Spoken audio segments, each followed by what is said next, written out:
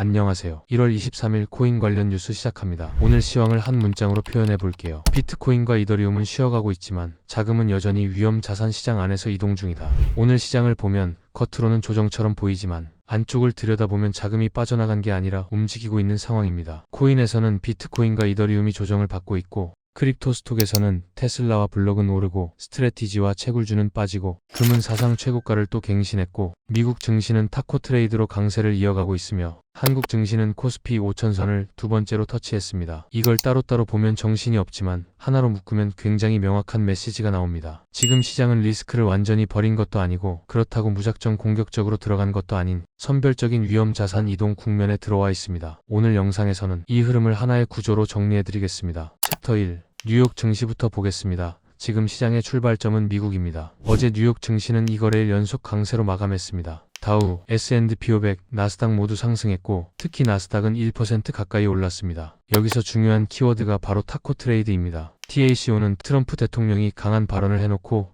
결국 한 발 물러선다는 시장의 인식입니다. 이번에도 마찬가지였습니다. 그린란드 병합 발언, 유럽 관세 압박 같은 강경한 이슈가 나왔지만 며칠 만에 협상 프레임으로 돌아섰고 관세 계획도 철회됐습니다. 그래서 지금 시장은 이렇게 해석하고 있습니다. 트럼프 발언으로 시장이 흔들리면 그건 공포가 아니라 기회다.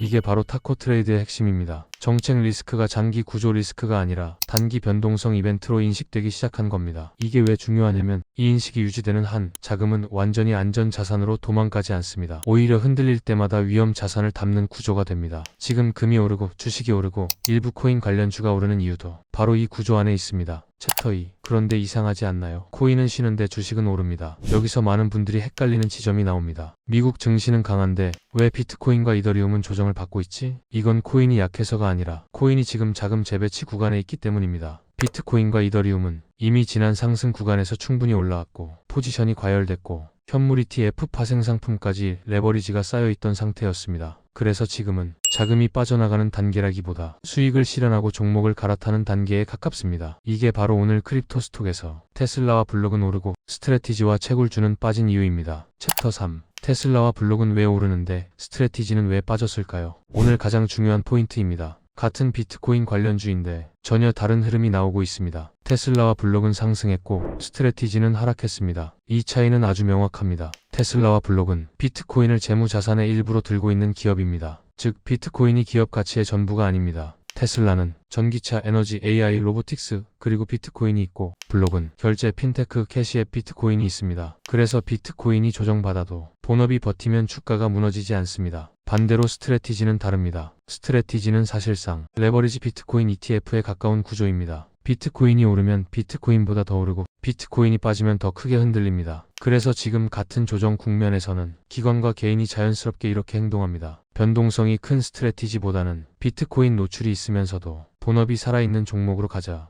이게 오늘 테슬라와 블록이 강했던 이유입니다. 챕터 4. 이더리움이 조정을 받는 이유 단순한 약세가 아닙니다. 이더리움이 최근 비트코인보다 더 약한 흐름을 보이고 있습니다. 그래서 많은 분들이 이더리움이 끝난 거 아니냐라고까지 말씀하시는데 저는 그렇게 보지 않습니다. 지금 이더리움은 약해진 게 아니라 역할이 바뀌고 있는 과정에 있습니다. 과거 이더리움은 디파이, NFT, 알트코인의 중심이라는 상징성이 강했습니다. 그래서 시장이 위험을 감수할 때 가장 먼저 올라갔습니다. 그런데 지금은 상황이 다릅니다. 이더리움은 점점 투기 자산이 아니라 디지털 국채에 가까운 자산으로 성격이 이동하고 있습니다. 스테이킹 수익, 기관 보관, ETF 가능성, 트레저리 전략 자산 이런 키워드들이 붙으면서 이더리움은 점점 변동성이 낮아지는 자산으로 가고 있습니다. 그래서 지금 조정이 나오는 겁니다. 자금이 이더리움에서 빠져나가는 게 아니라 이더리움을 담는 방식이 바뀌는 중입니다. 단기 트레이딩 자금은 빠지고 중장기 보유 자금이 들어오는 구조로 이동 중입니다. 이게 끝나면 이더리움은 예전처럼 급등락하는 자산이 아니라 비트코인과 비슷한 중심 자산 포지션으로 가게 됩니다. 챕터 5. ETH 트레저리 전략의 시장에 주는 신호. 최근 미국에서 ETH를 기업 재무자산으로 편입하려는 움직임이 점점 늘고 있습니다. 과거에는 비트코인을 들고 있으면 혁신 기업이었는데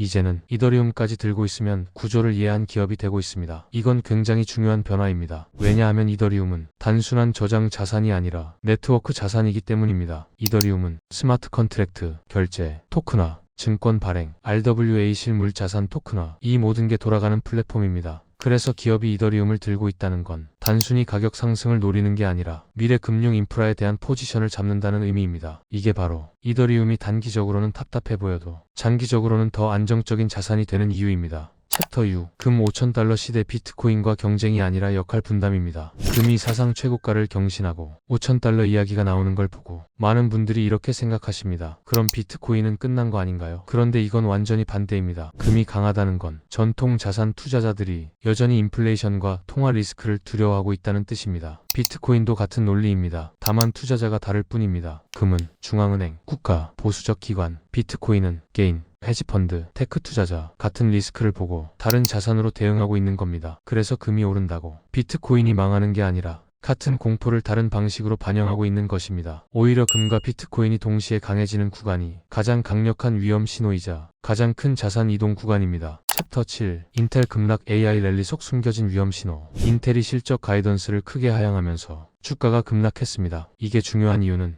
AI 랠리가 단순 테마가 아니라 현실 산업 구조와 충돌하기 시작했다는 점입니다. AI는 분명히 대세지만 모든 기업이 AI 수혜주는 아닙니다. 반도체, 전력, 데이터 센터, 인프라 모두 비용이 엄청나게 들어가는 산업입니다. 그래서 앞으로는 AI라는 이름만 붙은 기업과 AI로 실제 수익 구조를 만든 기업의 격차가 극단적으로 벌어질 겁니다. 이건 코인 시장과도 연결됩니다. AI 코인, 인프라 코인, RWA 코인도 같은 구조로 움직이게 됩니다. 챕터 8. 코스피 5천 이야기와 환율이 코인 시장에 주는 힌트.